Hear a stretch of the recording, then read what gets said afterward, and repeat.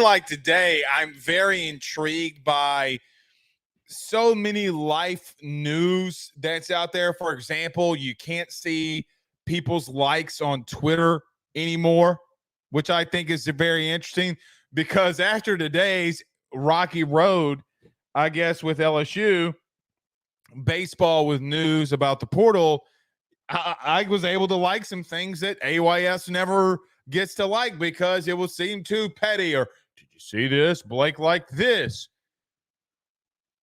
I I kind of like him now. But nevertheless, big show in store for you here tonight. Zac Cowan, the ace for the Wofford Terriers, commits to LSU. We put that on the message board this morning around 8 o'clock. You got to get over to the forum about recruiting news. Blake, there's nothing going on. You're not on the forum. Well, there's no recruiting. When there's things going on, you and I will discuss. I tell you all the time, I'm not going to give you any fluff. This isn't an adult film. Nevertheless, ayssnetwork.com/forum is where you need to be. We talked about him in there. We're going to talk about him here tonight. Got some more baseball portal news that we need to discuss.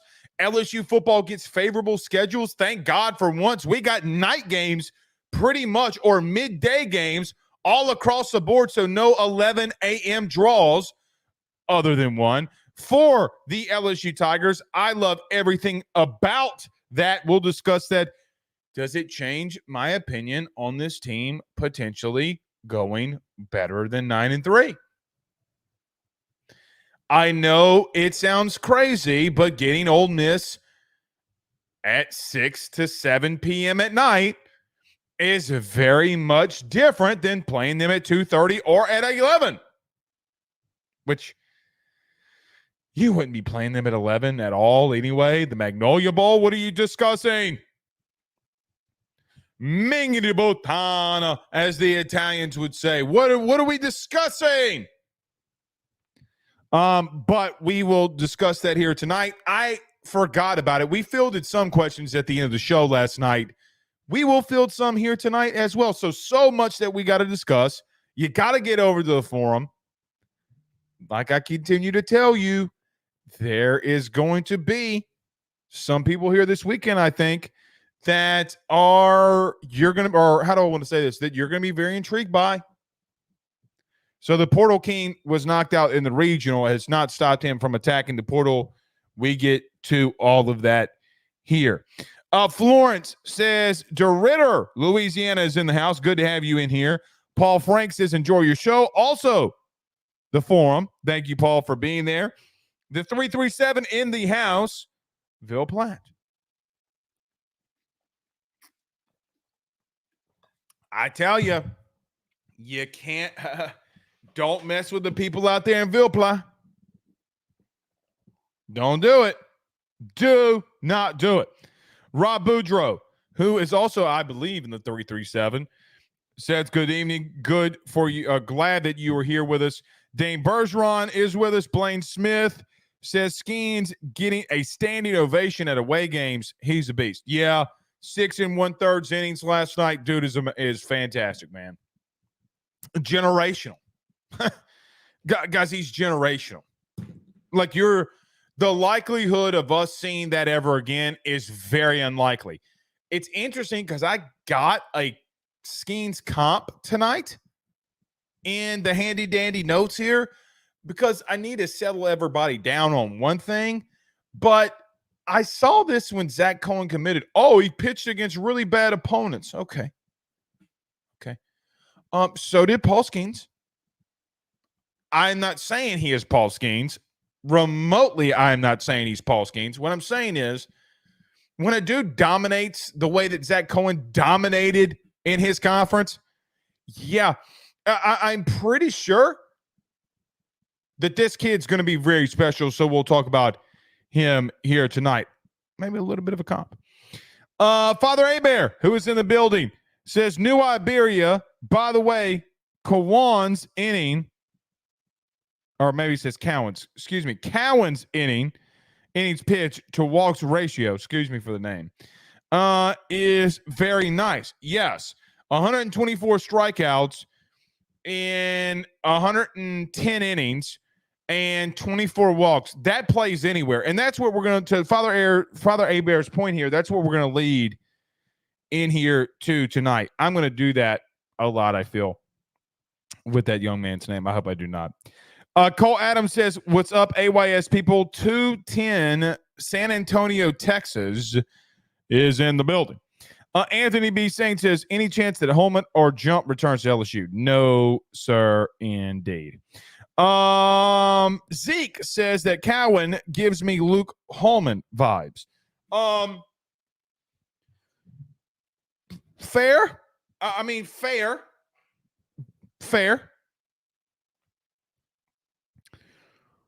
Wonder what vibes some other pictures that Wofford gave you. Nevertheless, sorry, I'm checking my phone here. I had a big time text message that I need to get verified.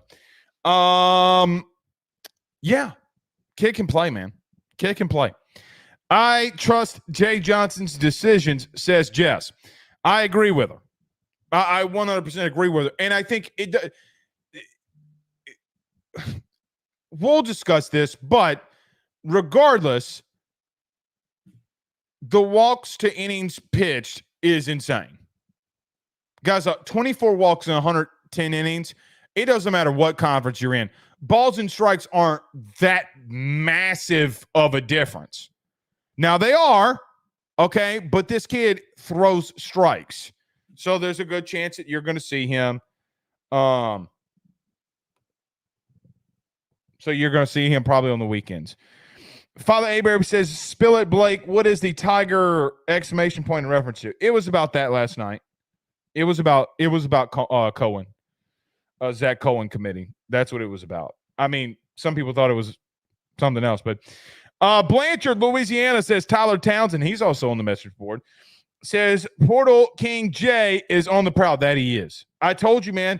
Discussion that you and I had last week. The silver lining in all of this, which again, all of the silver lining has been on the wall this entire time. With Jay being out, he's able to do bigger things in recruiting than say Tennessee is at the current moment. It happened to him last year, man. It happened to him. So I know that he's stressed about refilling this roster and you know, Paxton Kling leaving and maybe Terry Rooney doing some shady shit, but regardless, I don't know. I mean, Jay coming out in a press conference and saying no comment about Terry Rooney, I mean, only leads me to believe that there might be some shady shit that happened. Does that rivalry with South Carolina not heat up? Did Paul try to undercut Jay Johnson? Oh. I'm just telling you, I love you, love Paul. He's manipulated you as fans. He's manipulated you as media. Don't fall into the trap. Don't do it.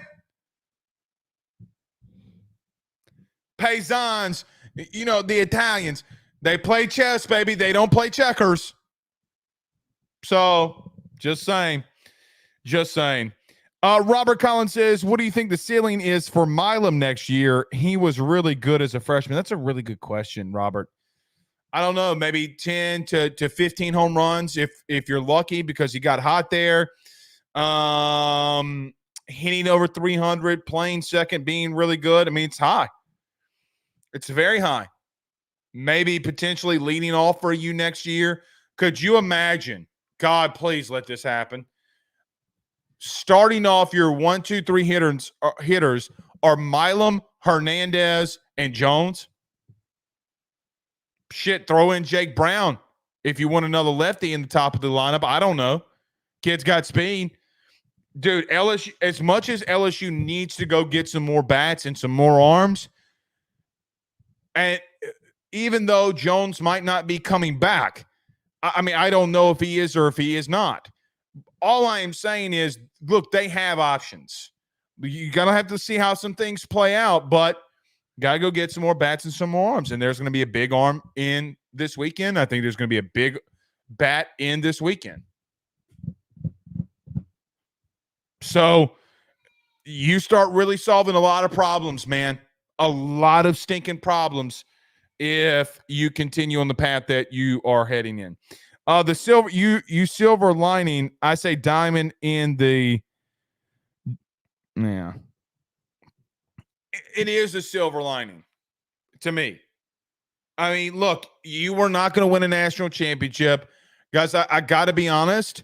I mean, yes, do I think you beat West Virginia and you in a super regional, you go to the college, baseball, college baseball. You go to Omaha. Yeah, I think that could have been likely. Guys, I think you just overall, if you would have been in Omaha right now, yes, anything could happen. You're just not more talented than Tennessee. You're not more talented than some of those teams. I just don't think you're going there and able to win a national championships. All of that I would say. I don't think you're better than Virginia. I don't think that you're better than Florida State, Tennessee, Kentucky, even though you beat Kentucky once, and I get that. So the silver lining is you weren't there yet. You got bounced a little bit early. You come back. You get reset. You start adding a lot of big pieces. If Hernandez doesn't go into the draft, if Jones doesn't go into the draft, if Herring doesn't go into the draft, you added 2 really good arms and one in the rotation and one in the bullpen. You had a really good bat. You're going to have a big weekend this weekend. Dude, I'm telling you, baseball is never the place for me. I always have full confidence that Jay's going to figure it out. I do. And guys, I know you can be upset with Jay. Oh, he missed on this guy in the portal this year, that year, whatever. Okay, guys, there's no other head coach on this campus when it comes to rebuilding roster and recruiting that I worry less than Jay Johnson. Not one. I think Brian Kelly is fantastic. I think Kim Mulkey is fantastic. For me, think that Jay, at the current moment, based off of everything that he has brought in and everything he will continue to bring in, is just going to be on a different level. And that's where I'll be until he proves me wrong, if he proves me wrong. So we'll get there. All right, let's get rolling. Everybody do us a favor by hitting the like and share to all of those groups. If you're on Facebook, share to all of those social media pages. You're watching us, listening to us on YouTube. Like, subscribe, notification bell, wherever you listen to podcasts, rate, review, and subscribe. Let's talk about our good friends over at betonline.ag, our good friend Tyler Alexander over at LPT Realty, good friends over at J&J Exterminating. Stay with us. We've got lots to discuss. BetOnline is the fastest and easiest way for you to wager on all of your favorite sports, contests, events, with the first-to-market odds and lines. Find reviews for all the news for each league, including Major League Baseball, NFL, NBA, NHL, combat sports, college sports, esports, and even golf. BetOnline continues to be the top online resource for all of your sports information for live in-game betting, props, and futures. Head on over to BetOnline today and use your mobile device to join and make your first sports bet. Use our promo code BELIEVE50, that's BELIEVE50, BLEAV 50, to receive your 50% off welcome bonus on your first deposit. That's betonline.ag, betonline.ag. He will sell your house and find you a new. Well, Tyler's the man, he's here for you.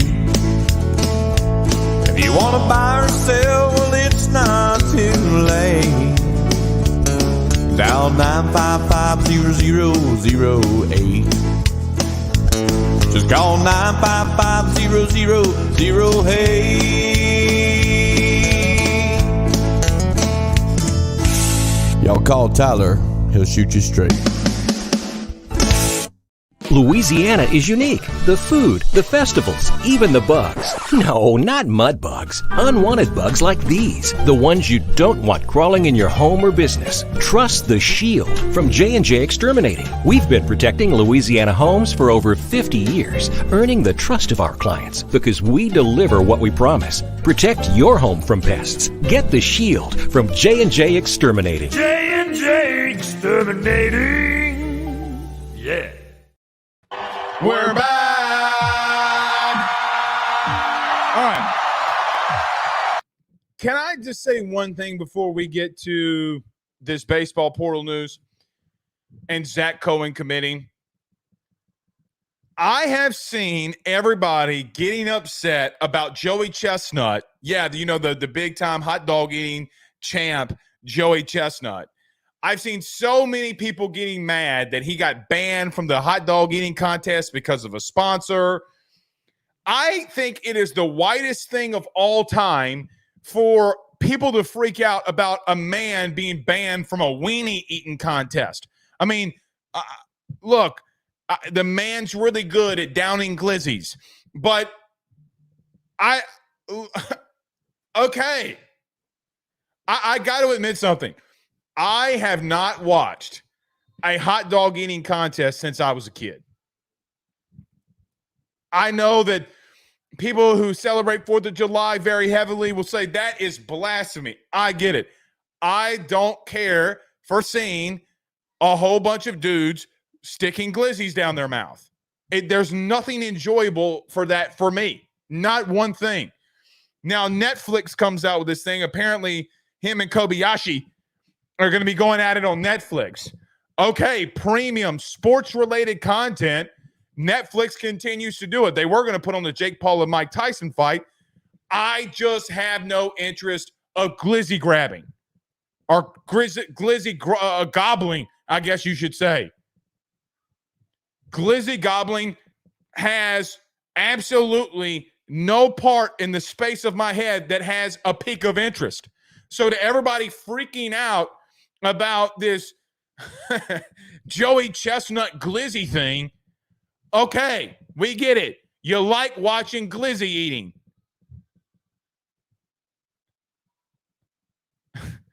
It blows my mind. It blows my mind that people, I mean, you're mad about the glizzy gobbler not going out there and gobbling glizzies. It's insane. It's absolutely insane. All right. LSU got some big-time news today, and if you're watching or rewatching this clip yesterday, because Zac Cowan, the Wofford Terrier ace, entered the portal a while back, but today it was official that he has committed, and he made it official on his social media accounts, that he has committed to LSU. Now, last year, Cowan had an ERA of 3.35 in 12 starts, or more than starts than that, excuse me, but was 10-2 in those 12 starts, and had 24 walks in 110 innings pitched.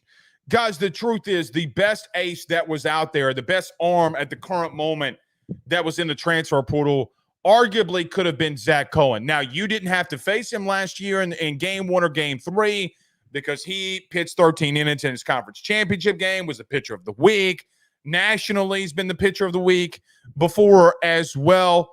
So you missed, ironically, Zac Cowan, who was on the team for Wofford when you faced them twice, and got to see how Jay Johnson coached, got to see the talent that is LSU. And what I think the common theme going around Baton Rouge right now from a baseball program is, hey, man, this is just LSU.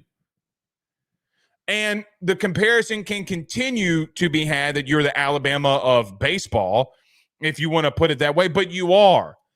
But today, when Zac Cowan was official, and it was that he was, and when Jay Johnson tweeted last night after the show with the tiger emoji and exclamation point, you knew that he was fired up about this one, and damn right he should be, because, guys, there's a potential. He just got his Friday night guy. Friday, Saturday, or Sunday guy that has a lot of really good experience and is a really good starting pitcher. There's two big things about him that completely stand out. Yeah, having 124 strikeouts in 110 innings is really good. That is nothing to me when I look at the 110 innings pitched and 24 walks. Guys, the biggest thing that we miss sometimes in college baseball is the ability to throw strikes. Like if you remember the Super Regional last weekend, Oregon was up on Texas A&M, and I think they walked in. They had the bases loaded. They walked the bases loaded. They walked in 3 runs, couldn't throw strikes. Being a consistent strike thrower plays anywhere. And look, do I think that some other conferences might have a little bit more of a wider strike zone? Maybe the umpires aren't as good. Who knows for sure? But that plays anywhere. 124 Ks, 24 walks, and 110 innings. Specifically, the 24 walks and 110 innings will play anywhere. You know, Jay had some comments about Cohen before the regional started, talking about him being a converted position player, that he's very consistent in everything he does, that this kid is a stud. I'm glad that they pitched him for the second time in the conference championship game, so that there's a potential that we do not have to face him. But, man, I tell you, this kid is very good. Now, what everybody has said and what is always going to be the question mark is when a kid goes from that low of just really talent and comes into the SEC, can it translate? Well, strike throwing translates. The question is, can he avoid giving up those big hits? Can he avoid getting in prolonged innings? But, man, when you're that good of a strike thrower, yeah, I think that you can, because you're going to be able to get a lot of dudes out when you throw strikes and you're as consistent as this kid is. The one thing that I will say, I saw this today when people were like tweeting it, like, oh, and it was all in our comment section, like all day long, the fight of, well, Skeens didn't face a lot of good teams and he was really good. Guys, Paul Skeens is generational. Like, that's not fair. Where I do think that Cohen is a lot like Skeens, and it's a big freaking deal, is how many strikes that he throws. But he's not going to come here throwing 102 miles an hour on a consistent basis. You get the gist. But when dudes are in here against, at any level, just pounding strikes in there, it's a big deal. Now, I don't know if this guy's going to be your ace. I don't know if, he's going to be the guy that headlines on your Friday nights in the SEC. Maybe he could. But, guys, it goes back to a point. We talked about this last night. You add Cohen from Wofford. You add Dorsey in the back end that had 8 saves last year. If Griffin Herring does come back, Jay said that he's going to be a weekend guy. Now, I think he's going to try him to be a weekend guy. We'll see how that works there. He's very stressed about getting Griffin Herring back. That is his number one priority right now. But you bring back Chase Sewers. You got some arms coming in. By the way, I don't think you're even remotely close to being done in the portal. We'll talk about this more tomorrow morning on the message board, ayssnetwork.com. You need a sub there quickly. I think they're going to have a lot of guys in this weekend, and I think they'll have more guys in next weekend. And they're going to continue to add arms that actually are really good, and maybe from a collective whole might be the best portal that you get from at that position or on the mound. It might be one of the best. I mean, you can't replace Skeens. You can't really replace Gage Jump and Luke Holman, but Jay has done a very good job at going in the portal, identifying a guy that can be a Friday, Saturday night guy for him, and that really playing. So I do think that this kid, you see at minimum, probably might be a Saturday dude at minimum. So you have a lot of pieces. Now you got some question marks, like how does Chase Shores do? If Griffin Herring starts, can it give you 7 innings? There's a lot of questions, but you know that the talent's there. And look, man, when you have talent, you can play. It's all about just putting it all together, and that's when you continue to add pieces like this, what it feels like. One other thing that I would say on Cohen here too, or as well, is it's funny. People were saying, well, if you can't beat them, join them.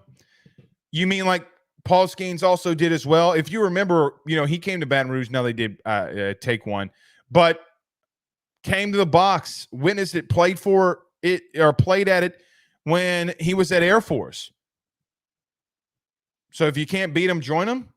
Is that what you mean? Like you mean, again, like the other comparison of Skeens? Now, again, what you're going to hear is, and what you're going to text your buddy is, hey, man, Blake Ravino said Zac Cowan was a lot like Paul Skeens. I didn't say that. They're not. One's 5'11", the other 6'6", not remotely close. One throws 102 in a splinker, the other one doesn't.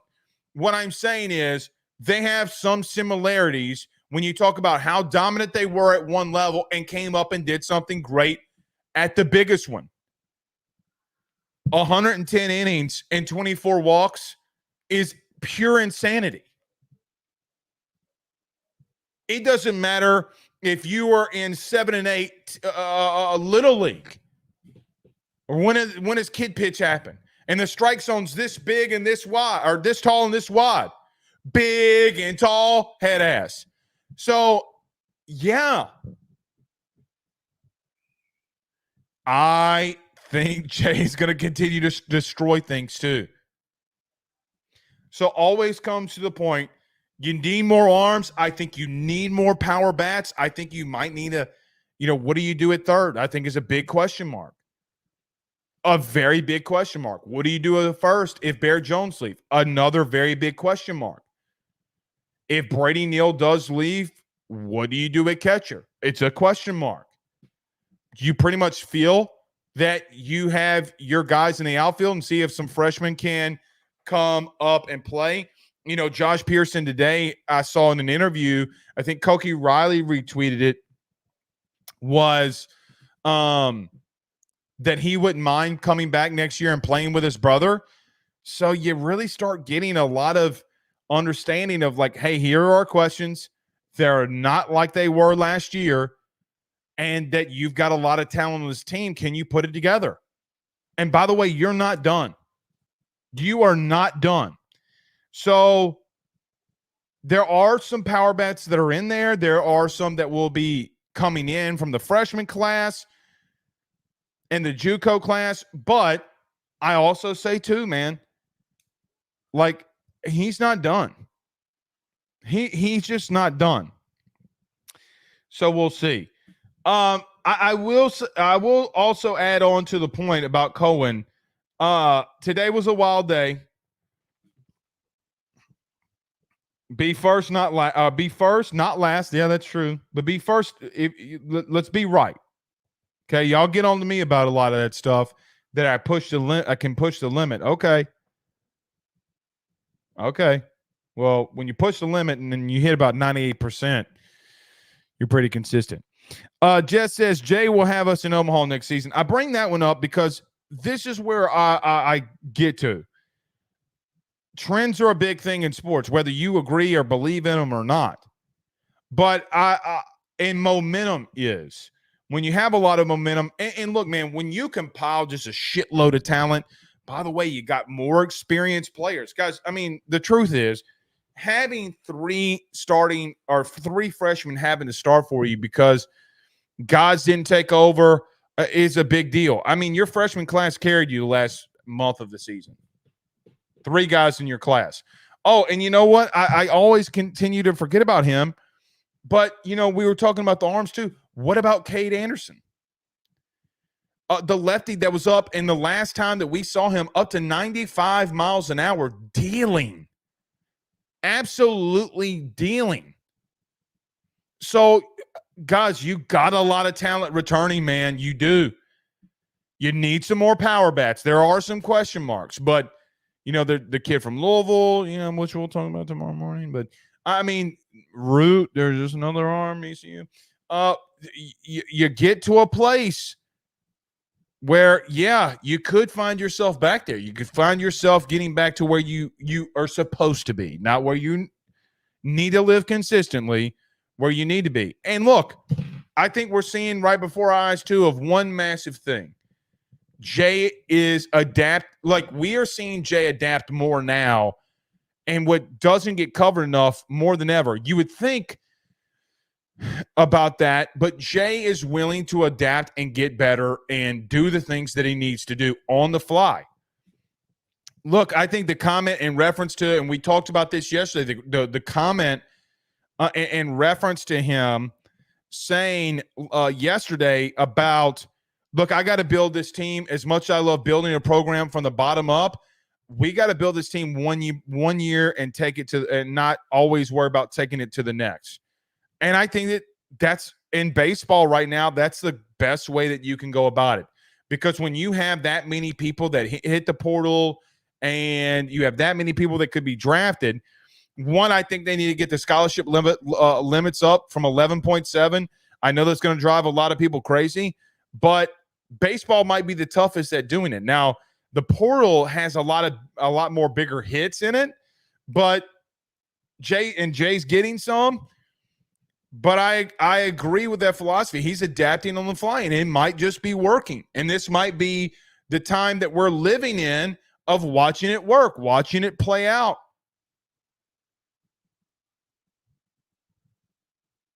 I have a lot of faith. Look, we'll talk about this more tomorrow, and it'll be probably some of our show tomorrow. I'm just going to say this. I do think that this is the beginning. And I say the beginning, you got three guys in. You got Hernandez, Dorsey, and now you have Cohen. Guys, those are three really solid pieces.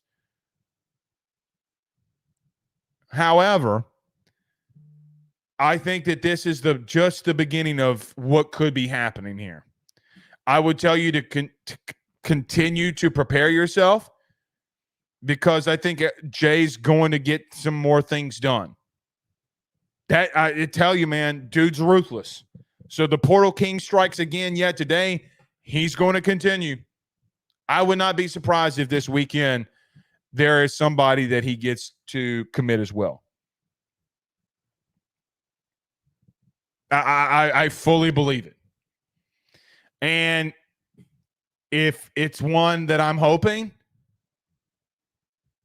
then you're starting to cook with some grease. You really start cooking with some grease. We'll see, man. And if you got Hernandez to stay, you got options. You got a lot of options. Let's get to a couple comments.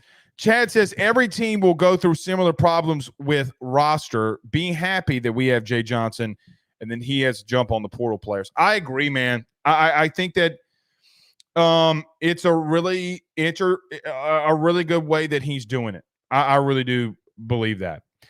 Aaron Miller says the shortstop from Indiana State also went in the portal too, 370 and 17 home runs. Yeah, Diaz. There are a couple really good shortstops out there. Here's what I would say. I don't know if Michael Braswell is getting drafted, but guys, let me just say this. Coaches will tell you what they think of a player if they go out of their way to talk about dudes. Now, how many times does Jay Johnson have to go out there and say, hey, yeah, that is all good and dandy. Did you see what Michael Braswell did last year? It's honestly the way that we've seen him talk about a lot of guys. Now, there are some good shortstops in the portal. I think that you're going to try to get in the mix with some of them, or at least one of them. With that being said, if Braswell doesn't get drafted or get the number that he wants, I fully expect him to be back. Because I think Jay's going to bring him back. And I know that there's a lot of scuttlebutt about Braswell, where he could play, what he can do, put him to the bench. I still see people saying bring him to the bench. What is so ironic with that to me is the kid massively stepped up the last 6 weeks of the season. Well, big time contributor. Because the SEC tournament alone, the Ole Miss series alone, the regional alone, guys, you do realize that he was the one that had the big hit in the right field in Game 2 versus North Carolina. Like we all remember that, right? He was the one that had the big hit against South Carolina, his old team in the SEC championship, or not SEC championship, SEC tournament. We all remember that, right? I don't think Jay's going to let a 300-plus 315 plus hitter walk. I don't see it. Now, I also see him going and taking, if the opportunity, and he thinks that the opportunity presents itself, he's got a massive hole at third. Conversations will be had. And if he's got to move Braswell somewhere else, put somebody else different at third, try to get one of these shortstops to do it, guys, I think he will do it. Why would you let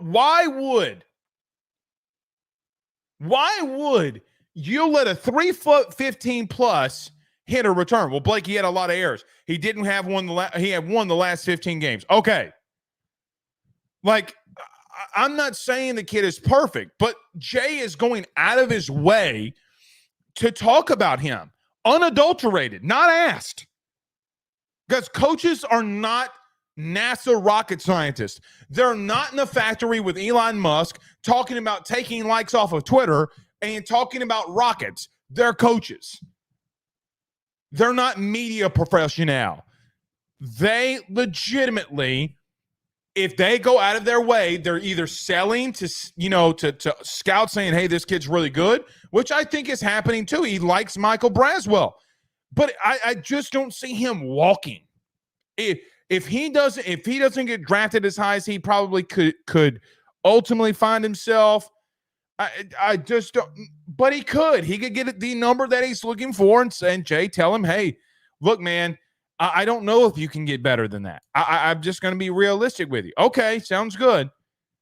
I don't know, but you have options, and I think really good ones. Where you move Braswell, that's not my decision to solve today. This right now, not even remotely close. So that's where I sit with it.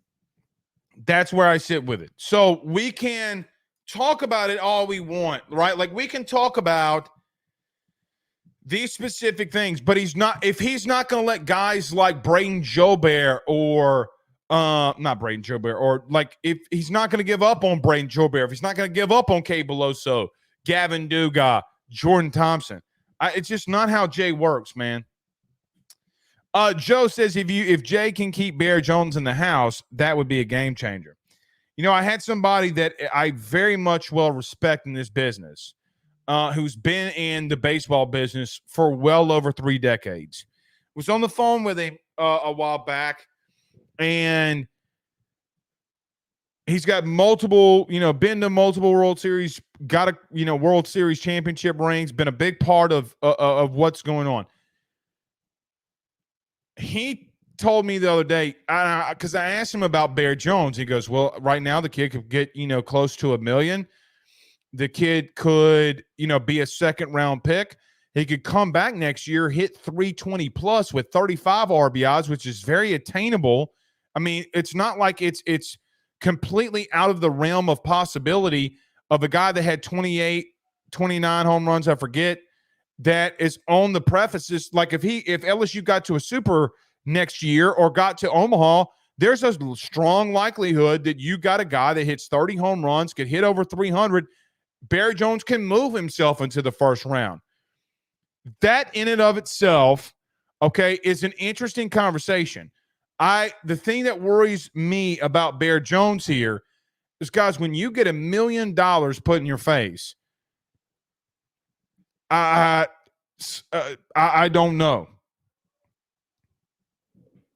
Or did I say RBIs or home runs? I meant home runs. Excuse me. 35 home runs and hits over 315, 320 next year. If I said RBIs, I meant home runs. But thank you, Pooh Bear. I think that's who in Golden Boot.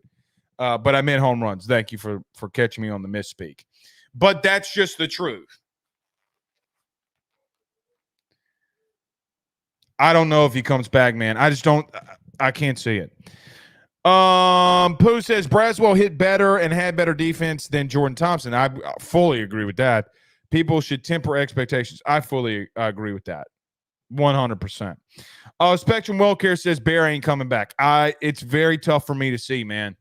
Very tough for me to see. To be look, well, please, dear Lord, please, dear Lord, let me come out here and say my opinion was wrong.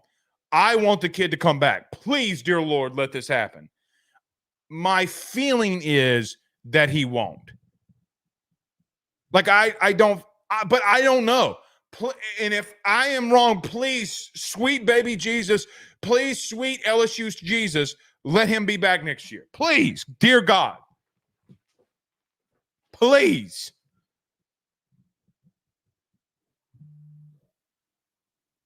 Please. Dear sweet Jesus. That's all I'm saying. But yeah. So Zac Cowan is your portal edition today. It's going to continue to go on. Look, Omaha starts on Friday. And when games are going on, don't be surprised if Jay starts making moves. Let me say this too before I switch topics, because we're going to get to a break. Now, I want to talk about this football schedule and the timings in that ESPN announced. I think it's going to take me a little bit to do that.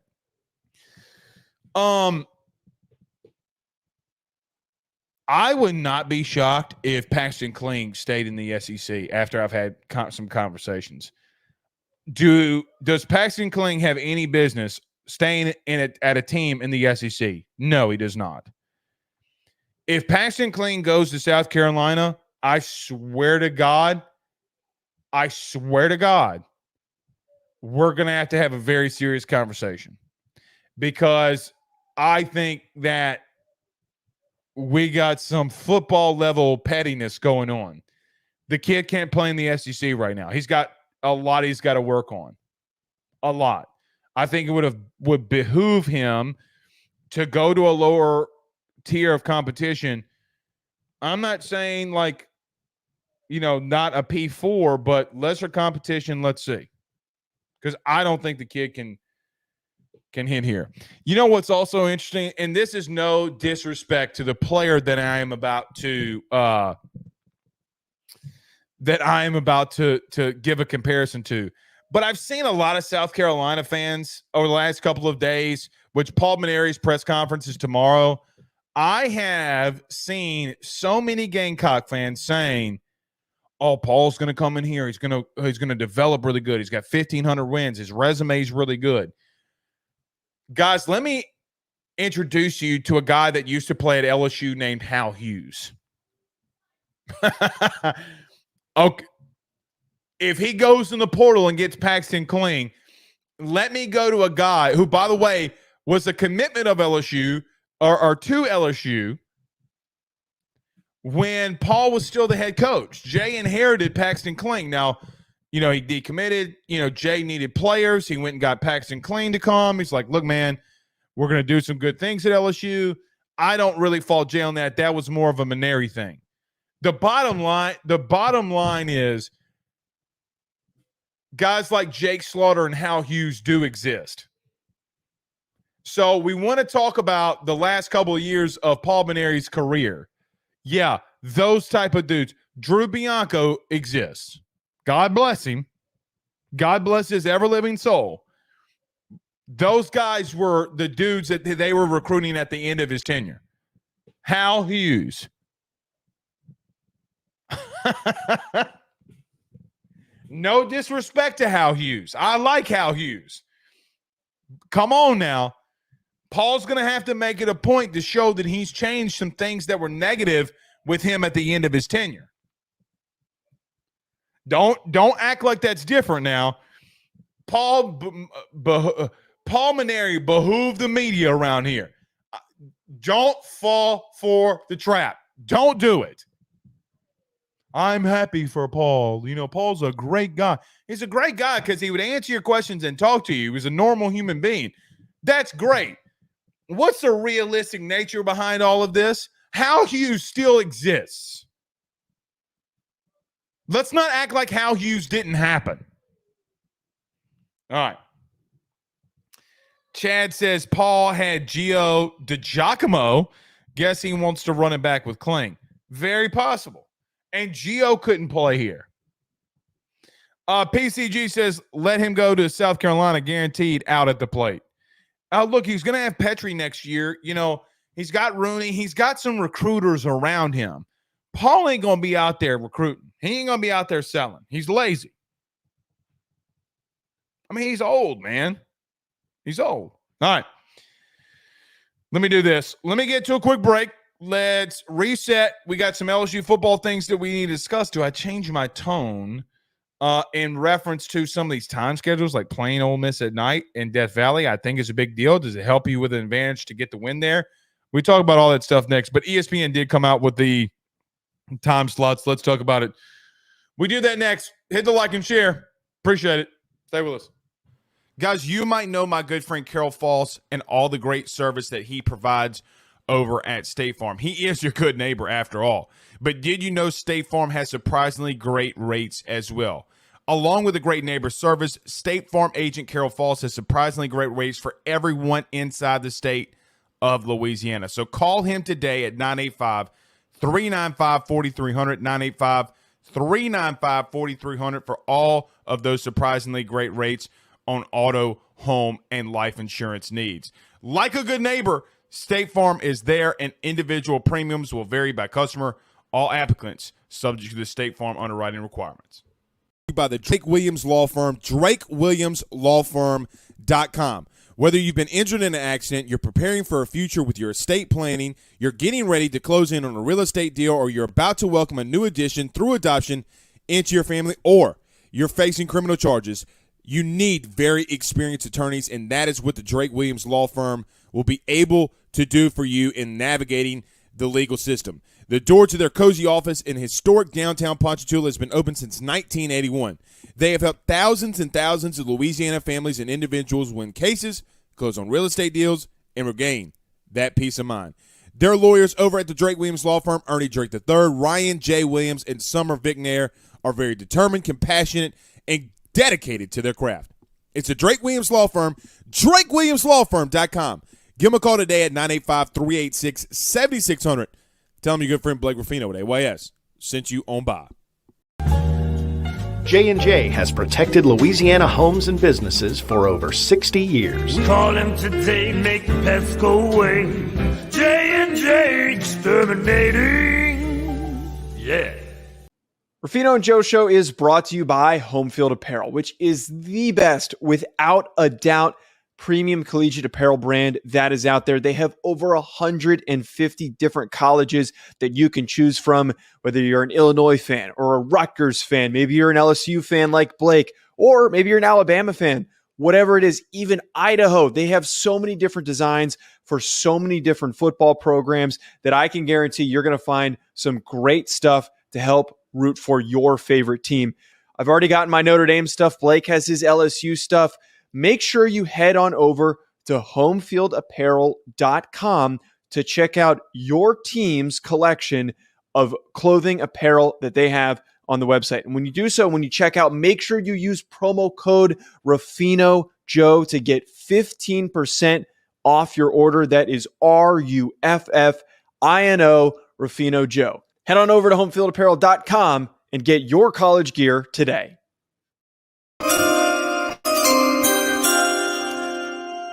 That tone always makes me think of the NFL. You know, earlier we talked about Joey Chestnut and how I just don't care that the Glizzy Gobbler got banned from 4th of July hot dog eating. It's the whitest thing ever. Who cares about the Glizzy Gobbler? It is what it is. You know what else I think is very funny? Does Aaron Rodgers really need to show up to minicamp? Like, is it going to hurt Aaron Rodgers not to show up to minicamp? You know who else didn't show up to training camp or minicamp too? Was the guy that Aaron Rodgers spent a lot of time playing behind in Brett Favre. Y'all don't see the kind of similar track records? Aaron Rodgers does not have to be at minicamp. Everybody overreact. Ever since Aaron Rodgers has come out and said what he said about COVID-19, being immunized, and you would think he is under a microscope on every single thing that he does. When he's a vice president candidate for another candidate and John Kennedy, that, I mean, just calling it like it is, that some of you don't like. Oh, Aaron Rodgers is really weird. Okay. Okay. Brett Favre was making Wrangler commercials during mini camps. Okay? Somebody in the chat can help me. What was the sleeve that Brett Favre always wore? You know, like the iron sleeve or whatever it was. The Just for Men commercials. So what? Aaron Rodgers isn't at freaking minicamp. Who gives a Rudy poo? Do you really think that there's not a coverage and a style of defense that Aaron Rodgers hasn't seen in the 12,000 plus snaps that he's played? Like, are we just that dumb and naive and stupid?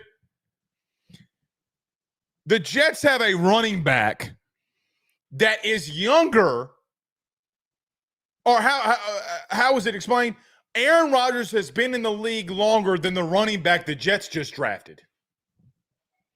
This dude was hanging around in his daddy's balls and Aaron Rodgers was already playing in the NFL.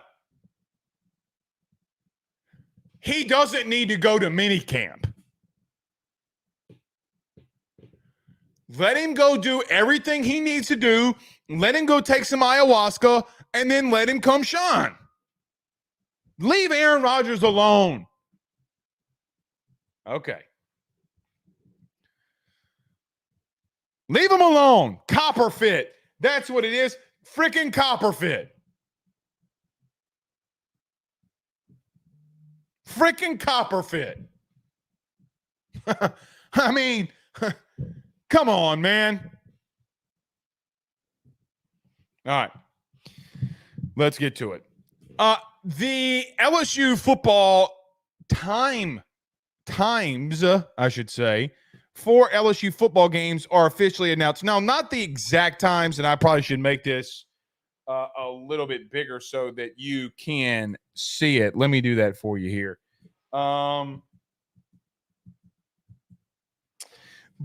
I don't know if this is really tough to see on the screen, but it is a layout of LSU's schedule. Obviously, with USC, Nicholls, and South Carolina, we knew the times of those games. 6:30 on Sunday against USC, and then 6:30 that Saturday against Nicholls, and at 11 a.m.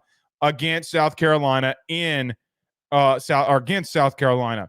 But ESPN announced the times that is going to be for every LSU game for the rest of the season. UCLA is going to be at either 2:30 or at 7, 6:45 against South Alabama.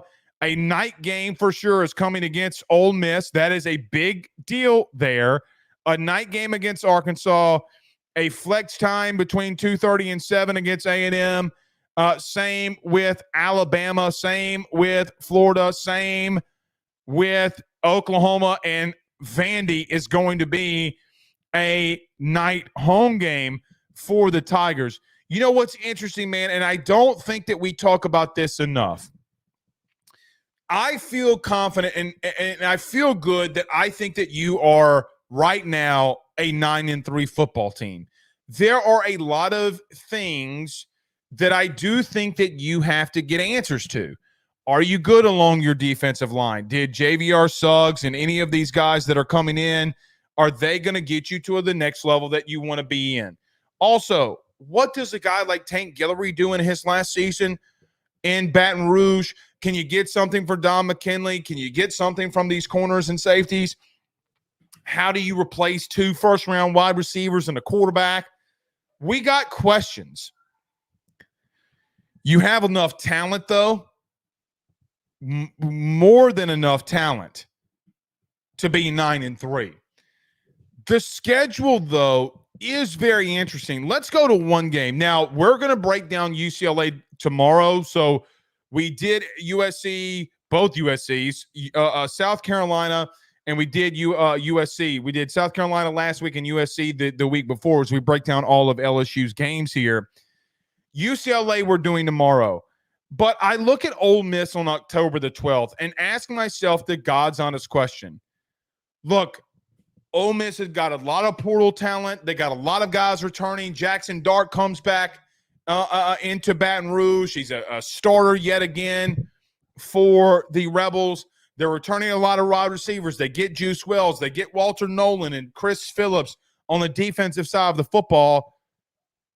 Do you feel better, though, that game's going to be played at night in Death Valley? Because I do. I know what happens when games at night in Baton Rouge in October and November. What happens? Guys, it's an advantage. It always has been. It always will be. And I got to tell you, when you go into this environment, because the likelihood, the extreme likelihood, at worst, going in against Ole Miss, you're 4-1. You're not going to lose to Nichols. I don't think you're going to lose to South Carolina. I don't think that you're going to lose to UCLA. I don't think that you're going to lose to South Alabama. And then you got momentum in your favor in a night game in Death Valley. Guys, what, God forbid that game starts at 7 p.m. Central Standard Time on ABC in Death Valley. That place is going to be absolutely purely insane. Purely insane. It does actually, ironically enough, and I know that Ole Miss is very talented. I also know that they are going to get tested for the first time with all of these guys in the portal, because the first real test that Ole Miss has is going to be a night game in Baton Rouge. You guys, you can make any on-paper excuse why Ole Miss is better here, why Ole Miss is better there than LSU, and on paper, I would probably actually agree with you. Like defensive line, like linebacker, like the secondary. Yes, on paper, I think that they have brought in and might have just as much, if not more, talent than you at those three positions.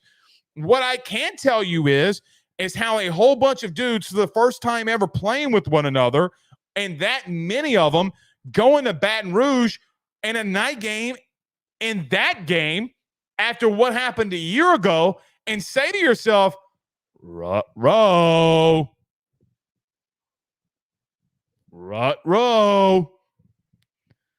How does Jackson Dart and this team of a lot of portal guys, Kiffin beat LSU last year, but has he really won the big game at Ole Miss? It is the big, guys, I could fully see 1,000% seeing College Game Day being in Baton Rouge on October the 12th. Now, what's going to happen is on June the 12th, I'm going to completely forget that I said this. Completely going to forget that I said in June that College Game Day has a very good chance of being there on October the 12th. It's a very good, strong possibility. That game gives me a little bit more hope, if I'm being honest. I start feeling a little bit better. Some other games on this. Here's one that I don't like. If we're going to play A&M at Kyle Field, I hope it's 11 or 2:30. Guys, we have not had success in Kyle Field the last couple of years. Now, does that change with a new head coach and yada, yada, yada, yada? I don't know. Elko knows a lot about Brian Kelly. Brian Kelly knows a lot about Elko. Elko was his DC for a long time. That one is going to be a chess match. Now, there's a lot of questions at A&M.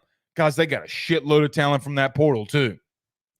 So if that game in Kyle Field on October the 26th is at 7 p.m., one you could slip up in. November the 9th, Alabama.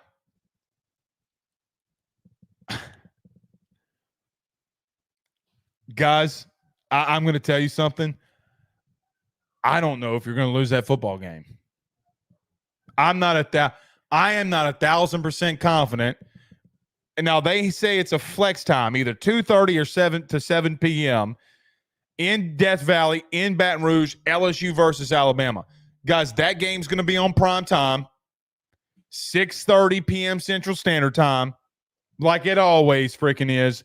I mean, the Joe Burrow one that year, if y'all remember, was at 2:30. It's been at some other times. That game's going to be in prime time. And they 1,000%, 1,000% are going to put that one in prime time. That's another one. How is Kalen DeBoer's first season going? What is it like? Look, I know that the Washington-Oregon game was loud last year. Okay. How does Death Valley rattle him? There have been a lot of really good coaches that have come into Death Valley, into Baton Rouge, and shit has gone haywire. Kirby, Nick, name them. Name the coaches. It's a different beast, and I love ESPN. I might love the SEC being on ESPN exclusively. If they're going to give LSU this type of favoritism, thank you. I love everything about this. I think that one's going to be in prime time. And look, man, your two hardest games, in my opinion, outside or in conference, I should say, are the three: Ole Miss, A&M, Alabama. Two of them are in prime time at night, at home, where at your home place. I love that. You got a chance, man. We've had a lot of question marks. With this. You got a chance. Now, we're going to get into August, okay? And we're going to see what this team's really made of. I hope that this team is like this LSU baseball team for the last month. They feel like they've been put in a corner, and they're that dog in the corner that you better not mess with. I hope that that's the football team that's going into every single day in that weight room and treating it like that. Going into that film room and treating it like that. But, man, you're not going to have any excuses. If Ole Miss game's at 2:30 and it's not in prime time, who lost? And it ain't going to be Ole Miss. Alabama, who lost? Is it going to be Alabama? Are you 100% sure? The last two, look, I think Vandy will be at 2:30. I don't think you're going to play them in prime time. But they say night. I know that they say night right now, and maybe they do. I don't know. But they say night, 5 to 7. Okay, watch them flex that one. And then Oklahoma flex on November the 30th.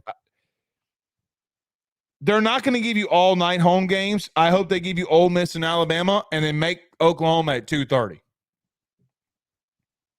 That's what I hope that they do. But I like that we don't have any 11 a.m. games, man. I don't know if I like going into Fayetteville at night either. And then the flex against Florida, I don't know if so where you got a lot of favoritism, I'm more worried about too. I mean, you actually do pretty good at prime time at night in Gainesville. So we'll see, man. We'll see. Okay. Let's get out of here. Been a fun day. It's been an interesting day. You know, if I would have made some of the errors that some others would have made, boy, it would have not been pretty. We'll see y'all tomorrow, man. Y'all have a good one. Peace.